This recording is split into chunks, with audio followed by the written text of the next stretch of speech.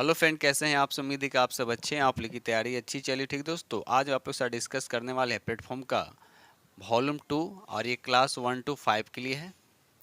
ठीक है, 1 to 5 के लिए अभी आज सेट नंबर हम 4 आपसे डिस्कस करने वाले हैं। इससे पहले 3 सेट अपलोड कर चुके हैं। अगर आप नहीं देखें तो जाकर प्लेलिस्ट में देख सकते हैं। साथ ही साथ मैथ का प्रैक्टिस सेट स्टार्ट हो गया है और ये डेली शाम को 7 बजे आपको मिलेगा। ठीक है, चलिए तो आज आपसे डिस्कस करने वाले सेट नंबर 4 और सिर्फ इसमें हम जीएस पेपर आप लोग साथ डिस्कस करेंगे।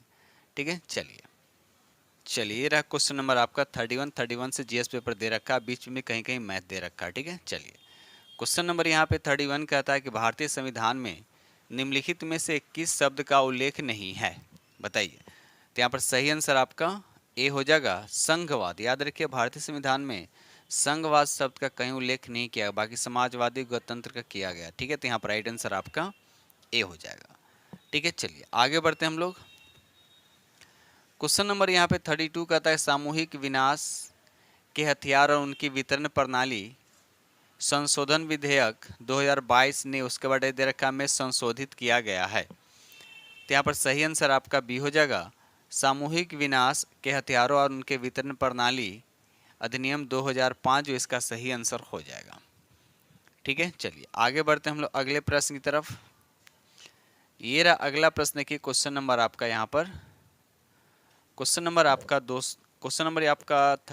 33 कहता है भारतीय संविधान का अनुच्छेद 51A से लागू हुआ। आपसे पूछा जा रहा है यहाँ पे लागू कब किया गया था।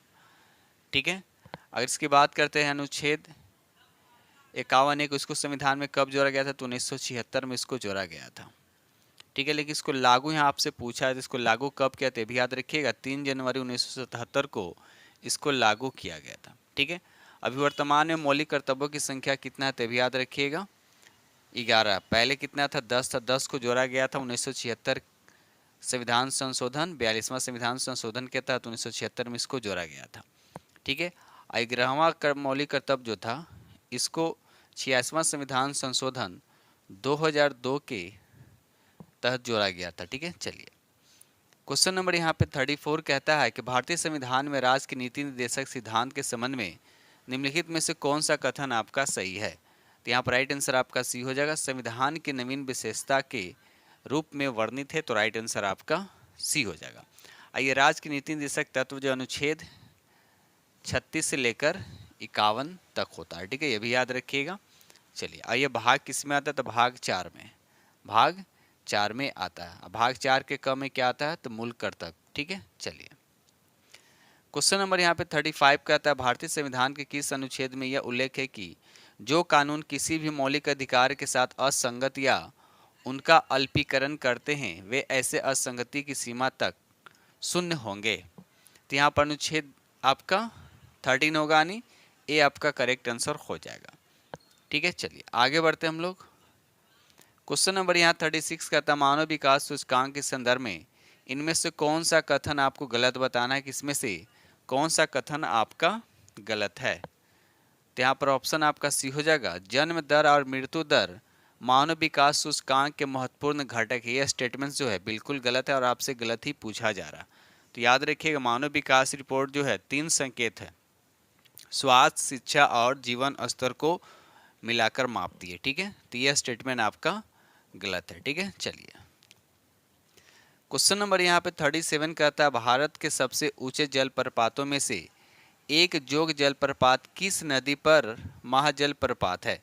तो ये शरावती नदी पे, याद रखिए शरावती नदी पे है और ये किस राज्य में, तो याद है कर्नाटक के शिवमोगा जिले में, याद रखिए कर्नाटक के शिवमोगा जिले में स्थित है। याद रखिए इसकी ऊंचाई की अगर बात करते हैं तो 253 मीटर इसकी ऊंचाई है। ठीक है, चलिए आगे बढ़ते हैं हम लोग। क्वेश्चन नंबर यहाँ पे 38 कहता है भारत के किस शहर को उसके ऑटोमोबाइल उद्योग के कारण डेट्राइट ऑफ इंडिया कहा जाता है। तो इसका राइट आंसर आपका बी हो जाएगा, चेन्नई जो इसका सही आंसर हो जाएगा। ये रहा अगला प्रश्न की क्वेश्चन नंबर आपका 39 कहता है कि अंत उष्णकटिबंधीय अभिसरण क्षेत्र ITCZ CZ क्या है। तो इसका सही आंसर आपका बी हो जाएगा, विषुवत वृत्त पर स्थित एक निम्न वायु दाब का क्षेत्र होता है। तो यहाँ पर राइट आंसर आपका बी हो जाएगा। ठीक है, चलिए ये रहा अगला प्रश्न की क्वेश्चन नंबर आपका 40। कहता है भारत में निम्नलिखित में से कौन सी फसल खरीफ की ऋतु में उगाई जा सकती है। तो यहाँ पर 40 का राइट आंसर आपका सी हो जाएगा, कपास जो इसका सही आंसर हो जाएगा। याद रखिएगा, कपास जो इसका सही आंसर हो जाएगा। अब भारत में कपास जो खरीफ की ऋतु में उगाई जाती है और कपास की वृद्धि के लिए उस तापमान, हल्की वर्षा और लगभग 210 पाला रहित दिन, तेज चक्रवात, चमकीली धूप की आवश्यकता होती है और ये करीब करीब 6 से 8 महीने में क्या होता है, ये तैयार हो जाता है। ठीक है, चलिए आगे बढ़ते हम लोग। और कपास के रेशे जो बीज से प्राप्त होते हैं, तो कपास को रेशे को क्या कहता है, सोना, सफ़ेद सोना के नाम से भी इसको जाना जाता है। किसको? कपास को। ठीक है, चलिए आगे बढ़ते हम लोग अगले प्रश्न की तरफ। अब देखिए यहाँ से मैथ स्टार्ट हो, तो मैथ का हमने बोला कि अलग से इसका करा देंगे और इसमें से एक वीडियो अपलोड कर दिए हैं, अगर आप नहीं देखें तो जाकर प्ले लिस्ट में वहाँ से आप लोग देख सकते हैं। ठीक है, चलिए क्वेश्चन नंबर यहाँ 51 कहता है, किसने ब्रिटिश सरकार के प्रशासनिक कार्यों को सरल बनाने के लिए भारत में शिक्षा के माध्यम के रूप में अंग्रेजी का आरंभ किया है। तो यहाँ पर राइट आंसर आपका ये हो जाएगा विलियम बेटिंग। याद रखिए, विलियम बेटिंग जो है इसका सही आंसर हो जाएगा। यानी लॉर्ड विलियम बेटिंग ने भारत में नई शिक्षा को लागू किया और कब किया था, तो 7 मार्च 1835 में। लेकिन अंग्रेजी शिक्षा का भारत में जनक किसको कहा जाता है, भी याद रखिए, लॉर्ड मैकाले को कहा जाता है। ठीक है, चलिए आगे बढ़ते हैं हम लोग। क्वेश्चन नंबर यहाँ 52 कहता है कि जहाँ केवल कायरता और हिंसा के बीच चुनाव करना हो, वहाँ मैं चाहूँगा कि अपनी बेइज्जती को असहाय नज़रों से देखते रहने के बदले भारत अपनी प्रतिष्ठा की रक्षा करने के लिए हथियारों का सहारा ले। यह कथन किसका है? तो यहाँ पर सही आंसर आपका भी हो जाएगा महात्मा गांधी जी, इसका सही आंसर हो जाएगा। ठीक है, चलिए आगे बढ़ते हैं हम लोग। दोस्त वीडियो पसंद तो लाइक जरूर कीजिएगा और जो फ्रेंड चैनल पर पहली बार विजिट कर रहे हैं तो चैनल को सब्सक्राइब कीजिए और अपने दोस्तों में शेयर जरूर कर दीजिएगा। ठीक है, चलिए क्वेश्चन नंबर यहाँ 53 कहता है, आपको मिलान करना। सूची 1 एक संस्था दे रखा, दूसरी तरफ संस्थापक दे रखा, तो यहाँ पर युगांतर दे रखा। ठीक है, तो युगांतर हो जाएगा वरिंद्रनाथ घोष, यानी ए का हो जाएगा आपका किस ऑप्शन में, तो 3, यानी ए का हो जाएगा 3। अगर ऑप्शन देखा जाए तो ऐसे तो सिर्फ यहाँ पर एक मिल, ऐसे सबको मिलाकर दे रखेंगे। नौजवान की बात करते तो भगत सिंह हो जाएगा। ठीक है, उसके भारतीय सुधार समिति हो जाए दादा भाई नौरोजी, और दलित उद्धार सभा हो जाएगा स्वामी सर्वदानंद हो जाएंगे। तो ए का हो जाएगा आपका 3, ए का हो जाएगा 3 और बी का हो जाएगा 1 और सी का हो जाएगा आपका 2, यानी सही आंसर आपका यहाँ पर सी हो जाएगा। ठीक है, चलिए आगे बढ़ते हैं हम लोग। क्वेश्चन नंबर यहाँ पे 54 कहता है, 1923 ईस्वी में चित्तरंजन दास और मोतीलाल नेहरू ने जिस स्वराज दल का निर्माण किया था उसका मुख्य कार्यक्रम था क्या? तो यहाँ पर सही आंसर आपका पहला हो जाएगा चुनाव जीतकर विधानमंडलों में जाकर सरकार का विरोध करना, तो राइट आंसर आपका यहाँ पे ए हो जाएगा। ठीक है, चलिए आगे बढ़ते हैं हम लोग अगले प्रश्न की तरफ। क्वेश्चन नंबर यहाँ पर 55 कहता है, 1932 ईस्वी के पूना पैक्ट के अनुसार आपको बताना इसका क्या उद्देश्य है।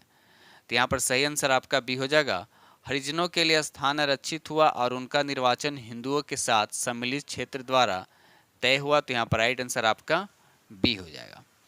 ठीक है, चलिए आगे बढ़ते हैं हम लोग। और साथ साथ एक चीज़ याद रखिएगा, सांप्रदायिक निर्णय के समय गांधी जी को किस जेल में रखा गया था? तो याद रखिएगा यरवदा जेल में रखा गया था। ठीक है, चलिए आगे बढ़ते हैं हम लोग। ये रहा अगला प्रश्न की क्वेश्चन नंबर आपका 56 का था, भारत में ब्रिटिश ईस्ट इंडिया कंपनी की पहली प्रेसिडेंसी कहाँ थी? ठीक है, तो यहाँ पर राइट आंसर आपका सी हो जाएगा सूरत, जो इसका सही आंसर हो जाएगा। याद रखिएगा सूरत जो है इसका सही आंसर हो जाए। यानी एक तरह से सब बोलिए कि ईस्ट इंडिया कंपनी जब सबसे पहले कारखाना कहाँ स्थापित किया था, तो सूरत में, और कब, तो 1608 ईस्वी में। ठीक है, चलिए ये रहा अगला प्रश्न के क्वेश्चन नंबर आपका 57। महात्मा गांधी ने किस आंदोलन के दौरान भूख हड़ताल को सर्वप्रथम सत्याग्रह के रूप में प्रयोग किया था? तो सबसे पहले अगर भारत में सत्याग्रह का प्रयोग किया तो चंपारण था, लेकिन यहाँ पर आपसे भूख हड़ताल को सर्वप्रथम सत्याग्रह के रूप में पूछा जा रहा है। तो यहाँ पर राइट आंसर आपका भी हो जाएगा अहमदाबाद जो है सत्याग्रह, जो इसका सही आंसर हो जाएगा। और ये अहमदाबाद सत्याग्रह जो है ये कब हुआ था, तो भी याद रखिएगा 1918 में, यानी चंपारण सत्याग्रह के 1 साल बाद, यानी 1918 जो इसका सही आंसर हो जाएगा। यहाँ पर देखिए खिलाफत आंदोलन दे रखा है, ये प्रारंभ कब हुआ तो भी याद रखिएगा, डेट याद रखिएगा, तो 1919 इसका हो जाएगा। क्वेश्चन नंबर यहाँ 58 कहता है कि द्वितीय विश्व युद्ध के बाद 1946 में कौन भारत आया था, तो कैबिनेट मिशन जो है भारत में आया था, याद रखिएगा। ठीक है, चलिए आगे बढ़ते हम लोग। चलिए ये रहा अगला प्रश्न, देखिए क्वेश्चन नंबर आपका यहाँ पर 59। क्वेश्चन नंबर 59 कहता है 1921 में एडविल लुटियन ने इनमें से किसका निर्माण करवाया था, तो यहाँ पर राइट आंसर आपका सी हो जाएगा, इंडिया गेट, याद रखिएगा इंडिया गेट जो है इसका सही आंसर हो जाएगा। और साथ ही साथ राष्ट्रीय भवन का भी डिजाइन जो है ल्यूटियन ने ही बनाया था, ये भी याद रखिएगा। ठीक है, चलिए आगे बढ़ते हम लोग अगले प्रश्न की तरफ। क्वेश्चन नंबर यहाँ 60 कहता है लखनऊ में 1857 के विद्रोह का नेतृत्व किसने किया था। अब देखिए यहाँ लखनऊ से पूछा जाए, लखनऊ में 1857 के विद्रोह का नेतृत्व किसने किया था, तो यहाँ पर बेगम हजरत हो जाएगा। ठीक है, और दिल्ली से कौन किया था, तो बहादुर जफर और वक्त खां। कानपुर से कौन थे, तो नाना साहब और तात्या टोपे। झांसी से कौन थी, तो रानी लक्ष्मीबाई, भी याद रखिएगा। इलाहाबाद से तो लियाकत अली। जगदीशपुर से तो फेमस क्वेश्चन हमेशा पूछ देता है, कुंवर सिंह हो जाएंगे। बरेली से तो खान बहादुर खां। और फैज़ाबाद से मौलवी अहमदुल्ला। और मौलवी अहमदुल्ला जो है ये कट्टर दुश्मन थे किसके, अंग्रेज़ के, भी याद रखिएगा। ठीक है, चलिए अब यहाँ से आपका मैथ स्टार्ट हो, तो हमने अभी बोला कि मैथ जो अलग से करा देंगे, जिसमें से एक वीडियो अपलोड कर दिए हैं और डेली आपको मैथ से रिलेटेड शाम को 7 बजे मिलेगा। ठीक है, चलिए आगे बढ़ते हैं हम लोग। क्वेश्चन नंबर यहाँ पे 71 कहता है बिहार के निम्नलिखित जिलों में से कौन सा जिला नेपाल के साथ सीमा साझा नहीं करती है, बताइए नेपाल के साथ सीमा साझा नहीं करती है, तो मधुबनी करती है, किशनगंज करती है, लेकिन पूर्णिया नहीं करता है, याद रखिएगा। अब एक क्वेश्चन बनता है कि बिहार के कितने जिले जो है जो नेपाल से साझा करते, तो याद रखिए 7 जिला। ठीक है, 7 जिला कौन सा है, किशनगंज, अररिया, सुपौल, मधुबनी, सीतामढ़ी, पूर्वी चंपारण, पश्चिमी चंपारण। ठीक है, आगे बढ़ते हम लोग अगले प्रश्न की तरफ। साथ साथ याद रखिएगा कि बिहार जो नेपाल के साथ कितने किलोमीटर अंतर्राष्ट्रीय सीमा साझा कर देते, याद रखिएगा 729 किलोमीटर। ठीक है, चलिए आगे बढ़ते हम लोग। क्वेश्चन नंबर यहाँ पर 72 कहता है बिहार में 1937 में गठित प्रथम भारतीय मंत्रिमंडल का सर्वप्रथम नेतृत्व किसने किया, तो यहाँ पर राइट आंसर आपका भी हो जाएगा मोहम्मद यूनुस, जो है इसका सही आंसर हो जाएगा। ठीक है, क्वेश्चन नंबर यहाँ पर 73 कहता है आधुनिक बिहार का निर्माता किसे माना जाता है, बताइए, तो यहाँ पर राइट आंसर आपका हो जाएगा सच्चिदानंद सिन्हा, जो इसका सही आंसर हो जाएगा। चलिए आगे बढ़ते हम लोग। क्वेश्चन नंबर यहाँ पे 74 कहता है कि अंत्योदय कार्यक्रम सर्वप्रथम किस राज्य में शुरू किया गया था, तो इसका सही आंसर आपका बी हो जाएगा, राजस्थान, जो है इसका सही आंसर हो जाएगा। ये योजना राजस्थान में कब लागू किया गया था, तो भी याद रखिए 1977। ठीक है, चलिए आगे बढ़ते हम लोग। क्वेश्चन नंबर यहाँ पे 75 कहता है कि जनगणना 2011 के अनुसार बिहार में साक्षरता दर आपसे पूछा जा रहा है, तो साक्षरता दर बिहार की अगर बात करते हैं तो बिहार की साक्षरता दर कितना है, तो 61.80। तो यहाँ पे 61 है नहीं, यानी राइट आंसर आपका यहाँ पर क्या हो जाएगा, आपका ई हो जाएगा। वही आपके भारत की साक्षरता दर पूछेगा तो 74.04 होता है। ठीक है, चलिए आगे बढ़ते हम लोग। क्वेश्चन नंबर 76 कहता है संयुक्त राष्ट्र महासचिव एंटोनियो गुटरेस द्वारा किस भारतीय को इंडोनेशिया में संयुक्त राष्ट्र रेजिडेंट समन्वयक नियुक्त किया गया है, बताइए, तो यहाँ पर राइट आंसर आपका क्या होगा, तो राइट आंसर आपका यहाँ पर ए हो जाएगा गीता सभरवाल, याद रखिए गीता सभरवाल जो है इसका सही आंसर हो जाएगा। ठीक है, चलिए ये रहा अगला प्रश्न देखिए क्वेश्चन नंबर आपका 77 किसे अंतर्राष्ट्रीय ओलंपिक समिति द्वारा ओलंपिक ऑर्डर से सम्मानित किया गया है, तो यहाँ पर राइट आंसर आपका ये हो जाएगा अभिनव बिंद्रा, याद रखिए अभिनव बिंद्रा जो इसका सही आंसर हो जाएगा। ये रहा अगला प्रश्न देखिए क्वेश्चन नंबर आपका 78 हाल ही में चिथिराई महोत्सव का आयोजन कहाँ किया गया है, बताइए, चिथिराई महोत्सव का आयोजन हाल ही में किया गया, आपको बताना है किस राज्य में किया गया है, तो राइट आंसर आपका भी हो जाएगा तमिलनाडु। ठीक है, एक होता है झुमुर नृत्य, ये झुमुर नृत्य किस राज्य से संबंधित है, तो असम से, याद रखिएगा। एक और फेमस है खर्ची पूजा, क्या है, खर्ची पूजा जो है ये त्रिपुरा से संबंधित है। ठीक है, चलिए आगे बढ़ते हम लोग अगले प्रश्न की तरफ।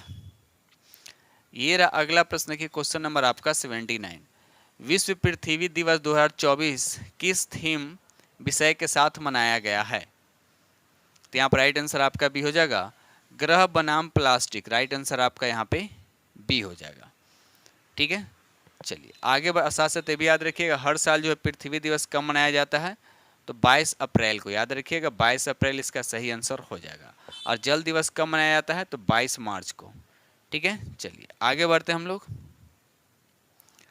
क्वेश्चन नंबर यहाँ पे 80 कहता है, केंद्रीय पर्यावरण वन और जलवायु परिवर्तन मंत्री भूपेंद्र यादव ने किसके साथ आइडियाज फॉर लाइफ पहल की शुरुआत की है? तो यहाँ पर राइट आंसर आपका ये हो जाएगा IIT दिल्ली, इसका जो सही आंसर हो जाएगा। ठीक है, चलिए ये रहा अगला प्रश्न की क्वेश्चन नंबर आपका 81। क्वेश्चन नंबर 81 कहता है, निम्नलिखित में कौन सा गैस वैश्विक तापमान यानी ग्लोबल वार्मिंग में योगदान देता है? बताइए। तो वैश्विक तापमान में योगदान कौन देता है? तो यहाँ पर नाइट्रस ऑक्साइड, मतलब जलवाष्प भी हो जाएगा, नाइट्रस ऑक्साइड भी हो जाएगा। ठीक है, उसके बाद मेथेन भी हो जाएंगे और HCF भी होता है। राइट आंसर आपका क्या हो जाएगा? चारों हो जाएगा। तो यहाँ पर राइट आंसर आपका डी हो जाएगा, उपयुक्त में से एक से अधिक जो इसका सही आंसर हो जाएगा। ये देखिए अगला प्रश्न की क्वेश्चन नंबर आपका 82। निम्न में से तृतीयक उपभोक्ता का उदाहरण कौन है? तो यहाँ पर राइट आंसर आपका सी हो जाएगा, बाज जो इसका सही आंसर हो जाएगा। क्वेश्चन नंबर यहाँ पे 83 कहता है कि वायुमंडल के उच्चतर स्तरों पर मौजूद ओजोन किसका उत्पाद है? बताइए। तो यहाँ पर राइट आंसर आपका ए हो जाएगा, ऑक्सीजन पर पराबैंगनी विकिरण के प्रभाव। तो राइट आंसर आपका ए हो जाएगा। ठीक है, चलिए आगे बढ़ते हम लोग।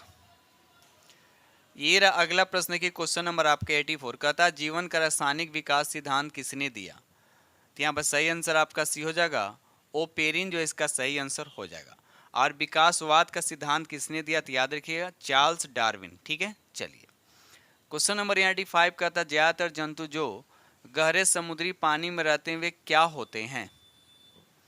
तो यहाँ पर सही आंसर आपका सी हो जाएगा, अपरदभोजी होते हैं। तो राइट आंसर आपका यहाँ पे सी हो जाएगा। ठीक है, क्योंकि ज़्यादातर जंतु जो गहरे समुद्री पानी में रहते हैं वो अपरभोजी होते हैं। गहरे समुद्र में ऑक्सीजन तथा सूर्य प्रकाश का अभाव होता है, जिससे अंदर प्राथमिक उपभोक्ता कम होते हैं। ठीक है, चलिए ये रहा अगला प्रश्न के क्वेश्चन नंबर आपका 86 कहता है कि जैव आवर्धीकरण का अर्थ क्या होता है? तो यहाँ पर राइट आंसर आपका सी हो जाएगा, उच्च खाद्यान्न स्तर वाले जीवों में प्रदूषक तत्वों का जमाव। तो राइट आंसर आपका सी हो जाएगा। 7 कहता है कि पराबैंगनी विकिरण के दुष्प्रभावी साइड इफेक्ट्स क्या हैं? तो पहला लिखा, मनुष्य के रोग प्रतिरोधी क्षमता का नष्ट होना, ये भी सही है। मोतियाबिंद का होना, चमड़ी कैंसर का होना, शैवाल उत्पादन में 6 से 12% का कम होना, तो ये भी सही है। तो यहाँ पर राइट आंसर आपका डी हो जाएगा। ठीक है, चलिए आगे बढ़ते हैं हम लोग। क्वेश्चन नंबर यहाँ पे 88 कहता है कि मछलियाँ के बारे में निम्नलिखित में कौन सा कथन आपका गलत है, ये बताना है। ठीक है, तो पहला लिखा है, उनके पास एक सुव्यवस्थित शरीर और एक मांसल पूंछ होती है जो उन्हें उनके आंदोलन में मदद करती थी। यह स्टेटमेंट बिल्कुल सही है। वे ठंडे खून वाले जानवर, ये तो सही है। और शरीर के तापमान को नियंत्रित कर सकते, ये स्टेटमेंट तापमान को नियंत्रित नहीं करता। ठीक है, तो ये स्टेटमेंट आपका गलत हो गया और गलत ही पूछा जा रहा है। तो राइट आंसर आपका बी हो जाएगा। उनके हृदय में 2 कक्षी, तो ये स्टेटमेंट भी सही है। तो राइट आंसर आपका बी हो जाएगा।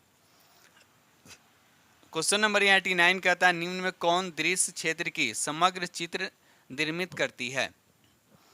तो यहाँ पर राइट आंसर आपका बी हो जाएगा, छड़ जो इसका सही आंसर हो जाएगा। यानी 89 का राइट आंसर आपका बी हो जाएगा।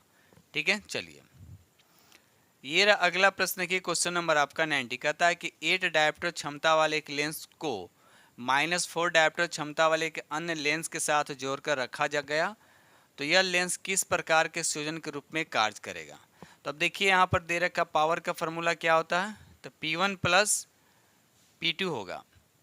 ठीक है, तो पॉजिटिव है तो प्लस में लिखाएगा, और ये निगेटिव दे रखा तो क्या होगा? -4। तो घटेगा तो क्या होगा? आपका प्लस में आएगा। तो एक तरह से क्या आएगा, इसको अगर हम कन्वर्ट करते हैं, F = क्या होता है? 1/P होता है। तो 1/4 हो जाएगा। इसको देखिए जो भी आई मीटर में है, ये क्या है, मीटर में है, तो सेंटीमीटर में कन्वर्ट करने के लिए क्या करेंगे हम, 1/4 में 100 से गुना, यानी 4 से कटेंगे तो 25 आएगा, यानी 25 सेंटीमीटर प्लस में है ना, तो 25 सेंटीमीटर फोकस दूरी वाले उत्तल लेंस होगा, तो राइट आंसर आपका ए हो जाएगा। ठीक है, चलिए क्वेश्चन नंबर यहाँ पे 91 का था, जल के उपचार में ओजोनन या जिसको बोलते हैं ओजोनोसिस की प्रक्रिया को क्या कहते हैं, तो उसको बोलते हैं, राइट आंसर आपका बी हो जाएगा, विसंक्रमण बोलते हैं, तो राइट आंसर आपका यहाँ पे बी हो जाएगा। ठीक है, चलिए ये रहा अगला प्रश्न की क्वेश्चन नंबर आपका 92, जब हम आवर्धिक तालिका के समूह में नीचे जाते हैं तो क्या होता है, तो यहाँ पर राइट आंसर आपका सी हो जाएगा, सेल की संख्या बढ़ जाती है, तो राइट आंसर आपका यहाँ पे सी हो जाएगा। ये रहा अगला प्रश्न की क्वेश्चन नंबर आपका यहाँ पे 93, कहता है कि निम्नलिखित में कौन से दुर्लभ अम्ल हैं, आपको बताने इसमें से कौन सा जो है आपका दुर्लभ अम्ल है, तो यहाँ पर देखा है तो ऑप्शन आपका पहला एसिटिक और ये कार्बनिक एसिड, तो राइट आंसर आपका यहाँ पे ए हो जाएगा। ठीक है, चलिए आगे बढ़ते हम लोग। ये रहा अगला प्रश्न की क्वेश्चन नंबर आपका 94, कहता है निम्नलिखित में से अर्धसूत्रण के लिए निम्नलिखित में कौन सा कथन आपका सही नहीं है, ये बताना है, तो राइट आंसर आपका बी हो जाएगा, अर्धसूत्रण के परिणाम स्वरूप परिणामी कोषों में गुणसूत्रों की संख्या 2 गुनी हो जाती है, तो राइट आंसर आपका बी हो जाएगा। क्वेश्चन नंबर यहाँ पे 95 कहता है कि खाना बनाने एवं स्वाद हेतु प्रयोग किए जाने वाले अदरक एक राइजोम है जो निम्नलिखित में से क्या होते हैं, तो यहाँ पर राइट आंसर आपका ए हो जाएगा, भूमिगत तना है, तो राइट आंसर आपका यहाँ पे बी हो जाएगा। ठीक है, चलिए आगे बढ़ते हम लोग।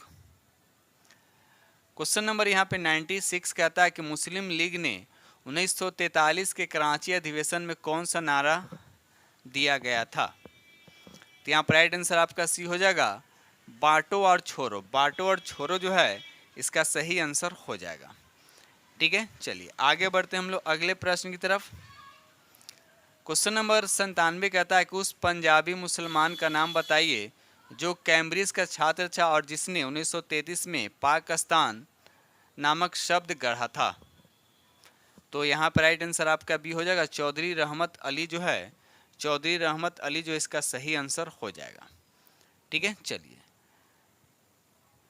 ये रहा अगला प्रश्न की क्वेश्चन नंबर आपका 98, महात्मा गांधी ने किस अधिनियम के विरोध में लोगों से 6 अप्रैल 1919 के एक दिन के लिए अहिंसक विरोध दर्शाने को कहा, तो यहाँ पर राइट आंसर आपका सी हो जाएगा, रॉलेट एक्ट, याद रखिए रॉलेट एक्ट जो है इसका सही आंसर हो जाएगा, और रॉलेट एक्ट को महात्मा गांधी ने काला कानून भी कहा, ये भी याद रखिएगा। ठीक है, चलिए आगे बढ़ते हैं हम लोग।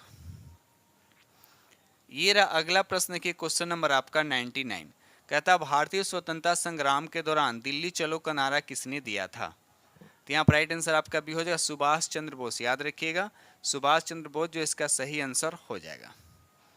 ठीक है, चलिए और सुभाष चंद्र बोस ने द इंडियन स्ट्रगल नामक पुस्तक भी लिखी, याद रखिएगा द इंडियन स्ट्रगल नामक पुस्तक के लेखक कौन है, तो भी याद रखिएगा सुभाष चंद्र बोस। ठीक है, क्वेश्चन नंबर यहाँ पे 100 कहता भारत के किस वायसराय ने देसी भाषा प्रेस अधिनियम का प्रस्ताव दिया था, तो यहाँ पर राइट आंसर आपका बी हो जाएगा, लॉर्ड लिटन, याद रखिएगा लॉर्ड लिटन जो है इसका सही आंसर हो जाएगा। ठीक है, लॉर्ड लिटन के समय में 1878 में वर्नाक्युलर प्रेस एक्ट आया था, 1878 में। ठीक है, जिसे सुरेंद्रनाथ बनर्जी ने आकाश से होने वाले वज्रपात इसको कहा था। ठीक है, आगे बढ़ते हैं। ये रहा अगला प्रश्न की क्वेश्चन नंबर आपका 101, कहता भारतीय संविधान के निम्नलिखित में से किस अनुच्छेद में सहकारी समितियों के गठन के अधिकार का उल्लेख है, तो यहाँ पर राइट आंसर आपका भी हो जाएगा 19 के 81 जो है इसका सही आंसर हो जाएगा। ये रहा अगला प्रश्न की क्वेश्चन नंबर आपका 102, किसने भारतीय संघीय व्यवस्था को सौदेबाजी संघवाद के रूप में वर्णित किया है, तो यहाँ पर राइट आंसर आपका सी हो जाएगा मॉरिस जॉन जो इसका सही आंसर हो, याद रखिएगा मॉरिस जॉन इसका राइट आंसर हो जाएगा। चलिए रहा अगला प्रश्न की क्वेश्चन नंबर आपका 103, कहता भारतीय संविधान के संदर्भ में कथनों पर विचार कीजिए और बताना इसमें से सही कथन आपको क्या करना है बताना है। ठीक है, तो पहला दे रखा है भारत में संविधान सभा का विचार M.N. रॉय ने सर्वप्रथम 1934 में दिया था। तो ये स्टेटमेंट बिल्कुल सही है। दूसरा लिखा कि ब्रिटिश सरकार ने सर्वप्रथम क्रिप्स मिशन द्वारा भारत के लिए संविधान भारतीयों द्वारा बनाया गया यह स्वीकार किया। ये गलत स्टेटमेंट है। संविधान सभा में हैदराबाद रियासत से 7 सदस्य भाग लिया था, ये भी आपका गलत है। चौथा लिखा हुआ है कि संविधान सभा का कुल 11 सत्र हुआ था। तो ये से यानी 1 और 4 आपका क्या है, सही है। तो राइट आंसर आपके यहाँ पर क्या हो जाएगा, आपका 1 और 4। तो राइट आंसर आपका बी हो जाएगा। क्वेश्चन नंबर 104 का था भारत के संविधान में निम्नलिखित में से किस संशोधन का संबंध पंचायत राज और नगर पालिका की संस्था से है। तो देखिए पंचायत की बात करते हैं तो ये संशोधन हो जाएगा 73वां संविधान संशोधन, और नगर पालिका की बात करते हैं तो 74वां हो जाएगा। तो यहाँ पर 3 हो जाएगा और 4 हो जाएगा, यानी 3 और 4। तो 3 और 4 यहाँ राइट आंसर आपका यहाँ पे सी हो जाएगा, यानी 104 का राइट आंसर आपका सी हो जाएगा। ठीक है, चलिए आगे बढ़ते हम लोग। ये रहा अगला प्रश्न की क्वेश्चन नंबर आपका 105। भारत का राष्ट्रपति किसको संबोधित करके अपना त्याग पत्र अपने हाथ से लिख कर दे सकता है। तो यहाँ पर राइट आंसर आपका बी हो जाएगा, भारत के उपराष्ट्रपति को। तो राइट आंसर आपका बी हो जाएगा। क्वेश्चन नंबर 106 कहता है 2011-12 तक भारत के प्राथमिक क्षेत्र में कार्यरत महिलाओं का प्रतिशत कितना था। तो यहाँ पर राइट आंसर आपका हो जाएगा 62.8%, जो इसका सही आंसर हो जाएगा। ये रहा अगला प्रश्न की क्वेश्चन नंबर आपका 107। क्वेश्चन नंबर 107 कहता है कि मनाली को लाहौल स्पीति घाटी से जोड़ने वाले सुरंग कौन सी है। तो यहाँ पर राइट आंसर आपका हो जाएगा अटल रोड सुरंग, जो इसका सही आंसर हो जाएगा। ये रहा अगला प्रश्न की क्वेश्चन नंबर आपका 108। कहता है कि कौन सी नदी तुमकुर जिले के देवनारायण दुर्ग पहाड़ी के दक्षिणी भाग से निकलती है और कावेरी में मिलने से पहले लगभग 221 किलोमीटर तक बहती है। तो यहाँ पर 108 का राइट आंसर आपको बताना है। तो यहाँ पर राइट आंसर आपका बी हो जाएगा, सिमसा नदी। याद रखिए सिमसा नदी जो है इसका सही आंसर हो जाएगा। और सिमसा नदी जो है भारत के कर्नाटक राज्य में बहती है, याद रखिएगा। और ये सिमसा नदी जो है ये एक सहायक नदी किसका, तो कावेरी का। यानी कावेरी नदी जो है इसकी सहायक नदी है सिमसा, और सिमसा ये कहाँ बहती है, तो ये कर्नाटक राज्य में बहती है। क्वेश्चन नंबर यहाँ पे 109 कहता है कि अंडमान और निकोबार द्वीप समूह में स्लैश एंड बर्न कृषि को क्या कहा जाता है। तो यहाँ पर 109 का राइट आंसर आपका सी हो जाएगा, डीपा जो है इसका सही आंसर हो। याद रखिएगा डीपा जो है इसका सही आंसर हो जाएगा। ठीक है, चलिए आगे बढ़ते हम लोग। क्वेश्चन नंबर 110 कहता है इनमें से कौन सा जल डमरू भारत के तमिलनाडु को श्रीलंका के मन्नार के खाई से क्या करता है, पृथक करता है, मतलब अलग करता है। तो यहाँ पर सही आंसर आपका सी हो जाएगा, पाक जल डमरू जो है इसका सही आंसर हो जाएगा। ठीक है, चलिए ये देखिए अगला प्रश्न क्वेश्चन नंबर आपका 111 कहता है इंडियन मिनरल्स ईयर बुक 2020 के अनुसार भारत में मैग्नीज का सर्वाधिक उत्पादन किस राज्य में हुआ है। तो यहाँ पर राइट आंसर आपका बी हो जाएगा, मध्य प्रदेश जो इसका सही आंसर हो। यानी भारत में मैग्नीज का उत्पादन सबसे अधिक किस राज्य में हुआ है, तो मध्य प्रदेश जो इसका सही आंसर हो जाएगा। ठीक है, चलिए आगे बढ़ते हम लोग अगले प्रश्न की तरफ। ये रहा अगला प्रश्न के क्वेश्चन नंबर आपका 112। किस भारतीय को इसरो और अमेरिकी अंतरिक्ष एजेंसी नासा के संयुक्त अंतरिक्ष मिशन के लिए चुना गया है। तो यहाँ पर पहला ही ऑप्शन हो जाएगा शुभांशु शुक्ला, जो इसका सही आंसर हो जाएगा। याद रखिए शुभांशु शुक्ला जो है इसका राइट आंसर हो जाएगा। ठीक है, चलिए आगे बढ़ते हम लोग। ये रहा अगला प्रश्न के क्वेश्चन नंबर आपका 113। कहता है भारत की जनगणना 2011 के अनुसार भारत के किस राज्य की महिला साक्षरता दर सबसे अधिक है। तो यहाँ पर राइट आंसर आपका बी हो जाएगा। यानी पुरुष या महिला किसी में पूछेगा या जनरल पूछेगा कि भारत में सबसे शिक्षित राज्य कौन सा है, तो उसका भी आंसर आपका केरल होगा। और बिहार में पूछे कि बिहार में सबसे शिक्षित जिला, पुरुष में पूछे या महिला में पूछे या जनरल पूछे तो कौन सा जिला है, तो रोहतास जिला। ठीक है, चलिए आगे बढ़ते हम लोग अगले प्रश्न की तरफ। क्वेश्चन नंबर 114 कहता है कि पेरिस ओलंपिक 2024 में मिजेन लोपेज नूनेज एक ही स्पर्धा में लगातार 5 ओलंपिक में स्वर्ण पदक किस खेल में जीता है। तो यहाँ पर राइट आंसर आपका बी हो जाएगा, पहलवानी जो इसका सही आंसर हो जाएगा। आगे बढ़ते हम लोग अगले प्रश्न की तरफ। ये रहा अगला प्रश्न की क्वेश्चन नंबर आपका 115 का था 2 अक्टूबर को डैश दे रखा है, अंतर्राष्ट्रीय 2 अक्टूबर को रूप में मनाया जाता है, बताइए। तो सिंपल सा क्वेश्चन है, तो अंतर्राष्ट्रीय अहिंसा दिवस के रूप में मनाया जाता है 2 अक्टूबर को, ठीक है। और ये कब से मनाया जा रहा है अभी याद रखिएगा, ये जून 2007 संयुक्त राष्ट्र महासभा ने 2 अक्टूबर को अंतर्राष्ट्रीय अहिंसा दिवस के रूप में घोषित किया, याद रखिएगा 2007 में, ठीक है। चलिए क्वेश्चन नंबर 116 कहता है कि निम्न में से किस भारतीय खिलाड़ी को टाइम मैगजीन 2024 के सबसे प्रभावशाली 100 लोगों की सूची में शामिल किया है। तो यहाँ पर 116 का राइट आंसर आपका बी हो जाएगा, साक्षी मलिक, याद रखिएगा साक्षी मलिक जो है इसका सही आंसर हो जाएगा, ठीक है। क्वेश्चन नंबर 117 कहता है कि हाल ही में अंतर्राष्ट्रीय पर्यटन एक्सपो को आयोजन कहाँ किया गया है। तो नोएडा इसका राइट आंसर आपका ए हो जाएगा। ये रहा अगला प्रश्न की क्वेश्चन नंबर आपका 118, खेलो इंडिया यूनिवर्सिटी गेम्स 2024 का आयोजन कहाँ किया गया है। तो यहाँ पर राइट आंसर आपका कहाँ कहाँ किया है, तो याद रखिएगा असम में किया गया है और मेघालय में किया गया है, मणिपुर में नहीं किया गया। तो यहाँ पर ऐसे देखा जाए तो 7 राज्यों में किया गया, असम, अरुणाचल प्रदेश, मेघालय, मिजोरम, सिक्किम, नागालैंड और त्रिपुरा, लेकिन ऑप्शन में असम दे रखा और मेघालय दे रखा, तो यहाँ पर राइट आंसर आपका डी हो जाएगा, ठीक है। चलिए ये रहा अगला प्रश्न की क्वेश्चन नंबर आपका 119, जलवायु परिवर्तन सम्मेलन COP28 का आयोजन 30 नवंबर से 12 दिसंबर 2023 तक कहाँ आयोजित किया गया था। तो यहाँ पर राइट आंसर आपका ये हो जाएगा, संयुक्त अरब अमीरात जो है इसका सही आंसर हो जाएगा, ठीक है। चलिए और कॉप जो है COP30 जो है जो 2025 में होगा, इसका आयोजन कहाँ होगा अभी याद रखिए, तो ब्राज़ील में। कहाँ, तो ब्राज़ील में। तो ये सब चीज़ें जो याद देखिए, करंट अफेयर से 15 से 20 क्वेश्चन एग्जाम में देखने को मिलते हैं, याद रखिएगा 15 से 20 क्वेश्चन अभी जो है एग्जाम में देखने को मिल रहा है करंट अफेयर से। क्वेश्चन नंबर 120 कहता है वर्तमान में नेशनल स्कूल ऑफ ड्रामा का अध्यक्ष कौन है। तो यहाँ पर सही आंसर आपका बी हो जाएगा, परेश रावल जो इसका सही आंसर हो जाएगा। क्वेश्चन नंबर यहाँ पर 121 कहता है मीठे पानी की सर्वाधिक मात्रा कहाँ पाई जाती है। तो यहाँ पर राइट आंसर आपका सी हो जाएगा, ध्रुवीय बर्फों में। तो राइट आंसर आपका यहाँ पे सी हो जाएगा। क्वेश्चन नंबर यहाँ पर 122 कहता है समुद्र के पानी के अलवणीकरण के लिए इस्तेमाल किए जाने वाले तकनीकी में से एक है।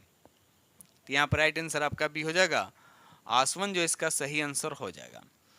क्वेश्चन नंबर 123 कहता है कि परमाकल्चर किसका पर्याय है, बताना किसका पर्याय है।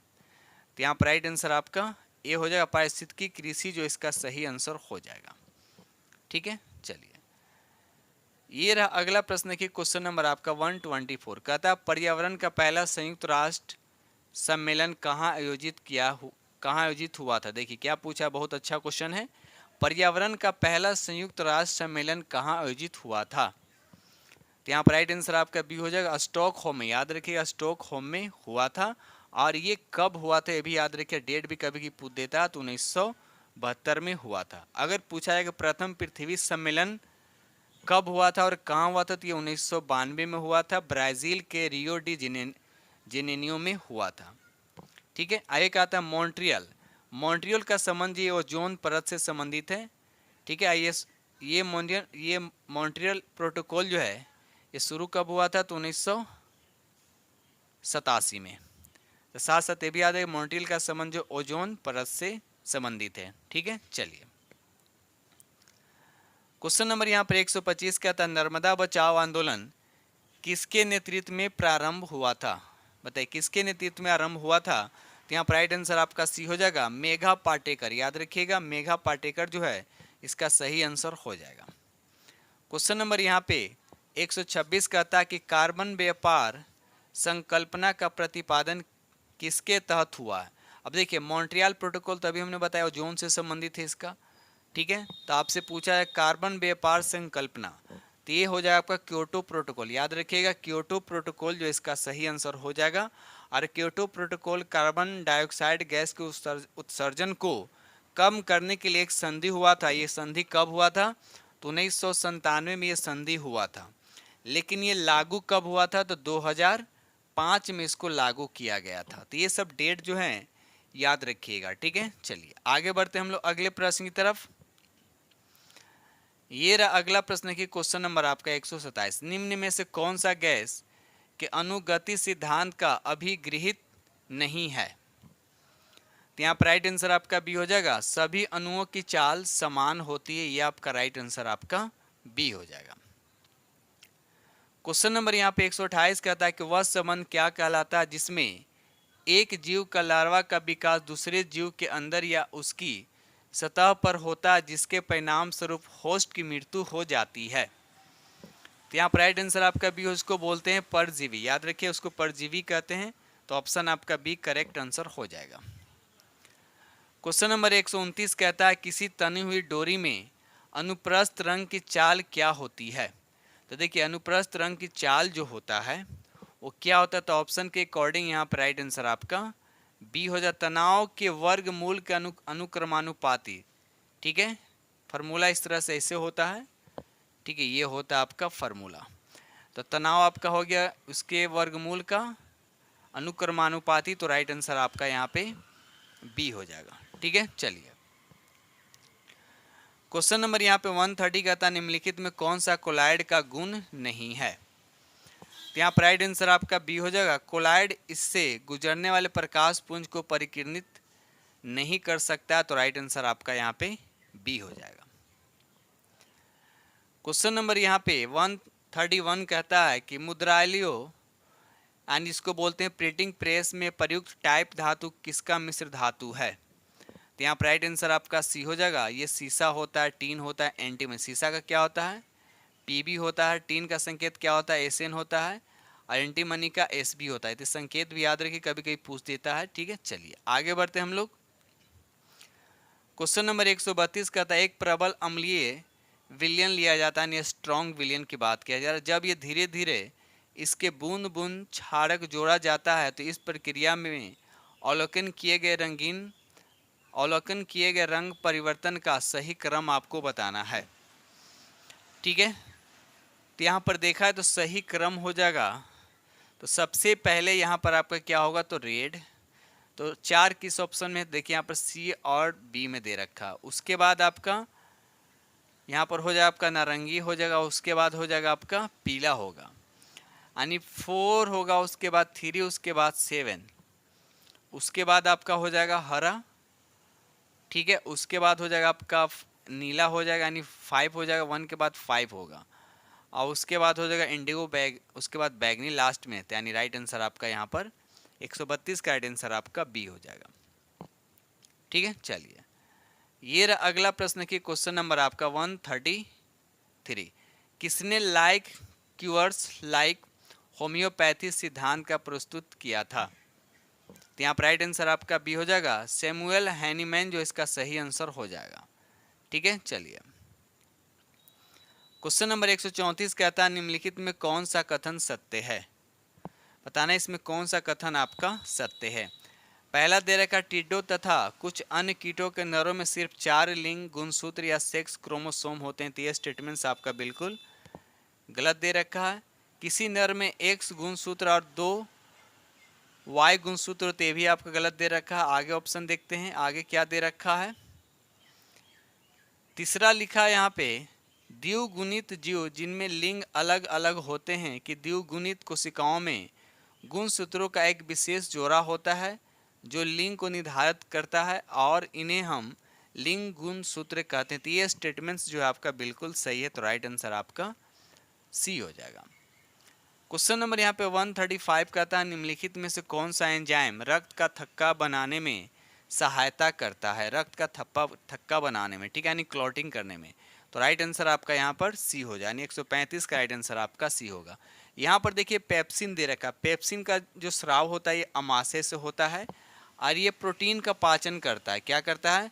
ये प्रोटीन के पाचन में क्या करता है? मदद करता है। उसके बाद यहाँ पर देखिए दे रखा है रेनिन। रेनिन क्या होता है? जो ये भी अमाशय से स्रावित होता है और ये दूध को क्या करता है? पाचन करने में मदद करता है। एक होता है एमाइलेज, याद रखिएगा, एमाइलेज, एमाइलेज भी अग्न्याशय से स्रावित होता है, जो कार्बोहाइड्रेट को क्या करता है, पचाने में क्या करता है, हेल्प करता है। ठीक है दोस्त, तो इस तरह से हमने आप लोग के साथ जीएस पार्ट जो 90 था वो आप लोग के साथ हमने डिस्कस किया हूँ, और उम्मीद करता हूँ कि सेट नंबर 4 आप लोग को बेहद पसंद आएगा।